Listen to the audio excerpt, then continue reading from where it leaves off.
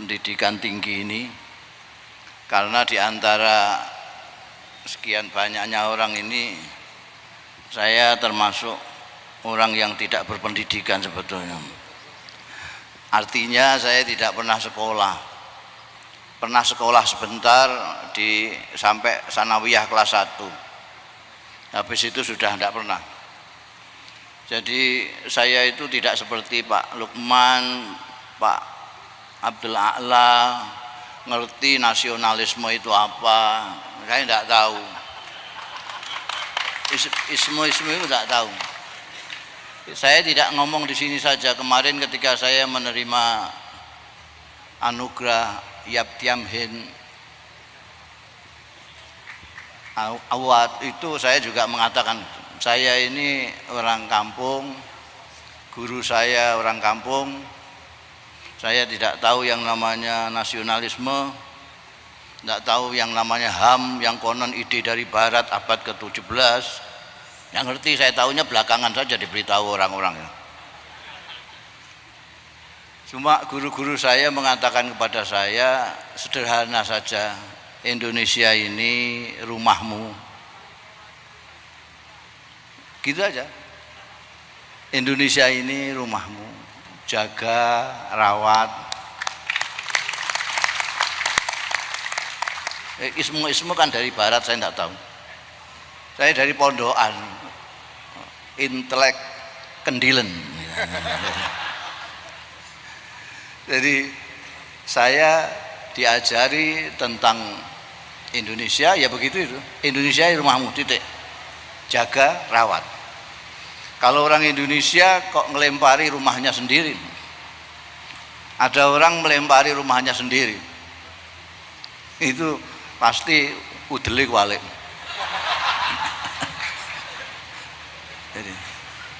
Jadi ya sesederhana itulah.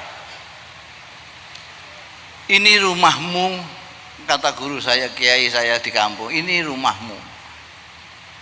Tempat kamu dilahirkan, tempat kamu bersujud, tempat engkau menghirup udaranya, tempat engkau nanti insya Allah akan dikebumikan di tanah ini. Ini rumah kita, jagalah. Maka Anda boleh melihat kiai-kiai pesantren dari mulai Mbah Khalil Bangkalan, Kiai Hadratus Syekh Hasyim Asy'ari, seterusnya. Kiai-kiai pesantren itu berbicara agama dengan Indonesia satu kali pernapas, karena ini rumahnya. Jadi tidak perlu. Kalau saya kok diundang untuk seminar tentang kebangsaan, itu ya saya merasa aneh. Loh, kok saya orang sini kok? Saya bangsa Indonesia, kok diajak bahas bangsa Indonesia itu gimana? Emangnya saya Londo? Saya Indonesia. Itu saja. Jadi sudah cukup ini jawaban.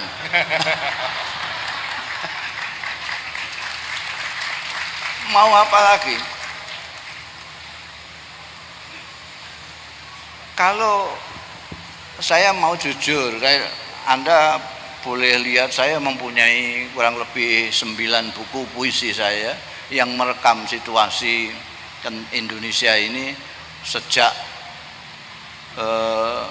zaman Pak Harto sampai sekarang. Anda pernah membaca tulisan di bokongnya truk itu yang ada gambarnya Pak Harto mesem? Piye enak zamanku toh? Saya sambil membaca itu saya mengatakan, ya tentu saja Mbah, enak zaman sampean. Dulu Soehartonya cuma sampean tok, sekarang hampir seluruh Indonesia Soeharto semua.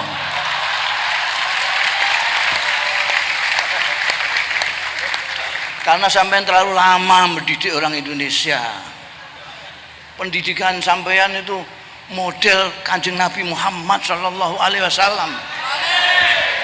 Kanjeng Nabi itu kalau mendidik, kalau mengajar, kalau dakwah itu dicontohkan dirinya sendiri. Kanjeng Nabi ndhawuhi kita salat, sallu kama raaitumuni usolli, salatlah seperti aku. Kanjeng Nabi menyuruh haji, khudhu anni manasikakum. Kanjeng Nabi menyuruh menghormati yang tua, menyayangi yang muda. Dimulai dari beliau menghormati yang tua, menyayangi yang muda. Beliau menyuruh kita menghormati tetangga, beliau mendahului untuk baik dengan tetangga, dan seterusnya dan seterusnya. Ketika banyak kiai dan ustadz tidak melakukan hal yang sama seperti Kanjeng Nabi Muhammad sallallahu alaihi wasallam, dilalah kersane Gusti Allah Pak Harto yang melaksanakan metodenya Kanjeng Nabi. Pak Harto mengajak kita kaya, dicontohi diri sendiri, sehingga semua orang Indonesia ngaku tidak ngaku sampai sekarang ini senang menjadi orang kaya semua. Dan orang di Indonesia ini orang yang paling dihormati adalah orang yang kaya. Maka jadilah kamu orang kaya supaya dihormati. Orang gede-gede menghormati orang kaya, termasuk hakim segala macam.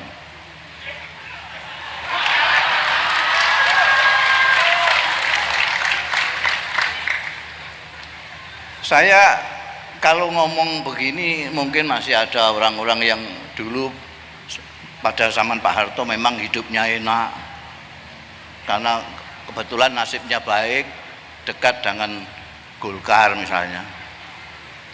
Ya saya mohon maaf, saya akan, karena ditanya sama menteri, masa saya berani nolak. Jadi saya ingin mengatakan dari versi saya, versi Anda lain silahkan. Kita di negara demokrasi bebas menyatakan pendapat. Menurut saya didikan Pak Harto 32 tahun. Sampean bayangkan, sampean menjadi profesor itu berapa tahun? Baru 7 tahun mungkin. 7. Sampean jadi menteri berapa tahun? 7 tahun profesor, doktor, rektor UIN. Saya ngaji di pondok cuma 7 tahun, disebut Al-Mukarram.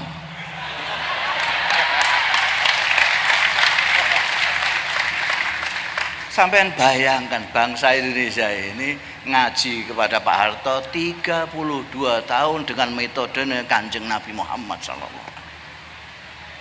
Tidak bisa reformasi sampai kiamat kurang 2 hari akan sulit dilaksanakan kalau kita tidak memecahkan akar masalahnya dengan berani dan bebas merdeka. Orang-orang tua kami, guru-guru sederhana kami di pesantren mengatakan, mengajarkan kepada saya, hubbud dunya ra'su kulli khati'atin. Sumber kekeliruan, sumber malapetaka itu adalah senang dunia yang berlebih-lebihan. Dan itu kita 32 tahun dididik untuk menyintai dunia yang berlebih-lebihan. Anda lihat orang Indonesia sama orang Indonesia berkelahi, orang Islam dengan orang Islam. Kok orang Islam sama orang Islam? Orang NU dengan NU berkelahi. Kira-kira urusan apa itu? Apa rebutan surga?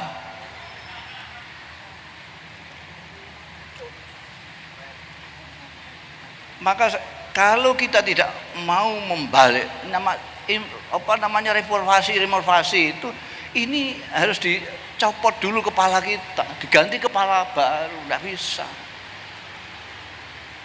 Kepala kita itu sudah kepala yang sudah malakah. Orang yang ngaji di pesantren itu kalau sudah 7 tahun mempelajari nahwu sorof misalnya, itu sudah malakah. Kalau ada orang mengatakan ja'a Zaidan, keliru. Loh, kok keliru? Bednya mana? Kok idahnya apa? Tidak usah bed-bedan, tidak usah kok idah.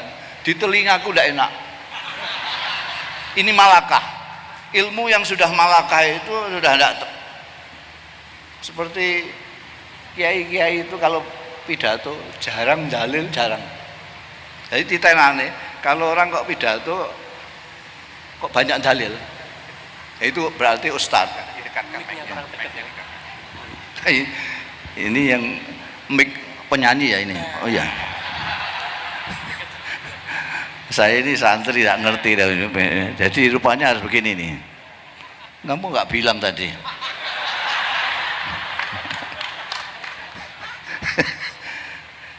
Jadi apa namanya? Lali ngatean iki.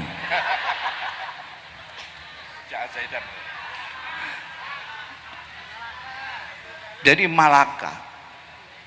Sudah Malaka, kita itu Malaka. Seneng dunia itu kita tidak pakai mikir. Seorang mudin itu akronim sebetulnya dari Imamuddin.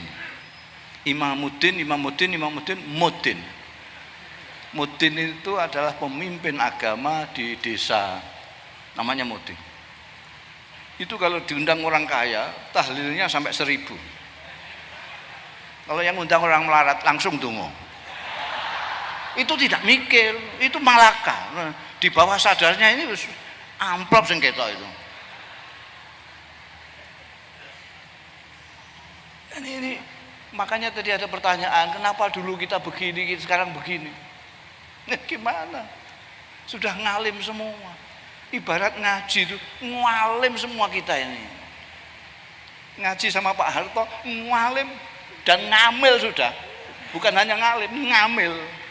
Sudah ngamal ke ilmunya.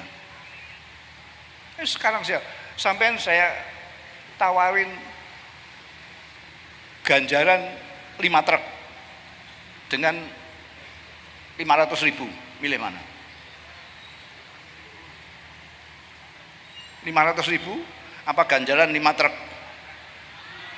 500.000. Malah kalau sekarang orang kedua-duanya gitu. Bukan hanya senang bondo, serakah pisan.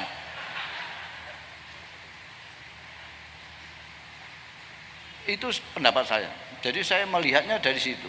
Sumber malapetakannya kalau kita tidak bisa zuhud seperti pendahulu-pendahulu kita, minimal kita hidup sederhana. Itu saja yang saya gaungkan selama ini, dan itu pun tidak banyak yang mau. Tidak punya follower saya. Padahal di Twitter follower saya itu 1.700.000 lebih.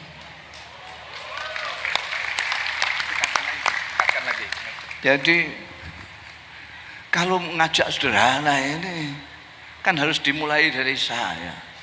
Saya baru mengajak orang sederhana, ada fan saya yang kasih saya Alphard. Wah, ini gak sederhana lagi. Istilahnya bil barokah, saya bil barokah kiai. Angel, sederhana. Sudah terlanjur. Dulu ndak ada kiai naik Alphard, itu ndak ada. Kiai paling tinggi dokar itu. Sekarang malu. Apalagi kok kiai, Gusnya saja. Tadi singgung-singgung Gus tadi. Jadi memang banyak yang tidak tahu maknanya Gus, tidak tahu. Ini tadi juga tanya Gus itu apa ya? Loh, sudah ngundang orang kok nggak ngerti maknanya itu gimana? Saya kan kadang-kadang heran sama orang Indonesia ini. Sudah menyimpulkan, sudah memvonis, tapi nggak tahu masalahnya. Sampean kan sudah memvonis saya Gus, manggil Gus, kok nggak tahu maknanya? Gus itu maknanya, ini untuk yang orang Batak ini. Gus itu adalah anaknya kiai yang belum pantas disebut kiai. Meskipun gerang pongkrang, kok masih belum pantas, ya dipanggil Gus. Tapi ketika ada fenomena Gus Dur sama Gusmi, wah, saya jadi bangga ini Gus ini. Gus itu jadi naik pangkat di atas kiai jadi.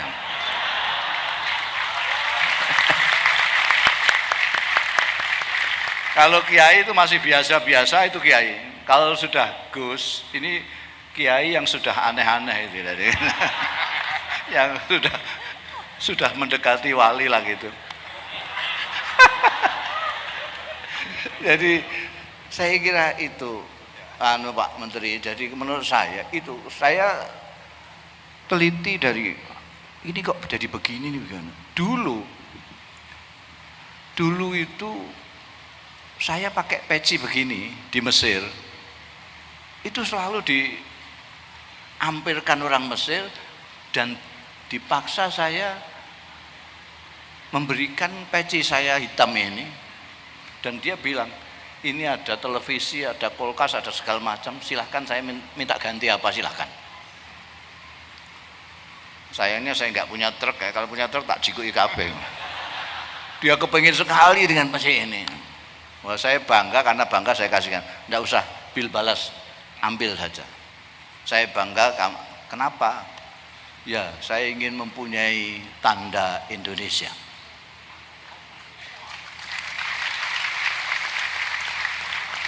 Indonesia yang kami kenal sebagai masyarakat yang ramah dan seterusnya.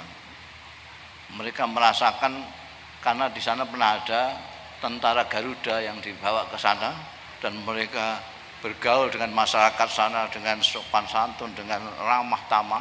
Mereka mengingat-ingat.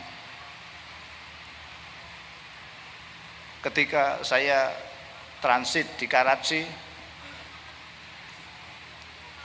masih ada waktu dolan pakai kereta yang dibawa 4 kuda itu, puter-puter Pak, Karachi. Ngomong-ngomong, saya bilang saya dari Indonesia, saya tidak boleh bayar. Kasih kesempatan saya memberi sesuatu sedikit kebaikan kepada seorang dari negeri yang saya kagumi, negeri Indonesia.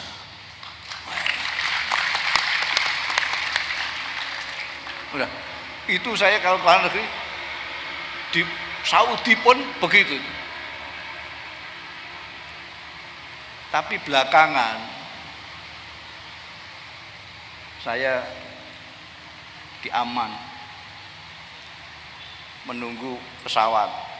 Ini kebetulan ada beberapa penumpang, ada dari Perancis, ada dari Maroko, dan macam-macam. Cerita tentang macam-macam. Begitu saya bilang saya dari Indonesia, semuanya pating selentir pergi satu-satu. Ada yang pura-pura ke toilet, ada yang pergi, saya ditinggal sendirian. Saya sampai ngoco di bandara. Apa wajah saya sangar, apa bagaimana? Kenapa orang pada pergi? Dulu orang Saudi dengan orang Indonesia itu menghargai sekali, karena di sana banyak kiai-kiai, banyak ulama-ulama dari Indonesia. Sekarang di sana itu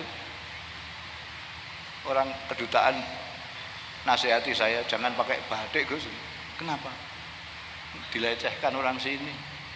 Orang sini lihat batik Indonesia ini, TKI. Jadi dunia itu luar biasa.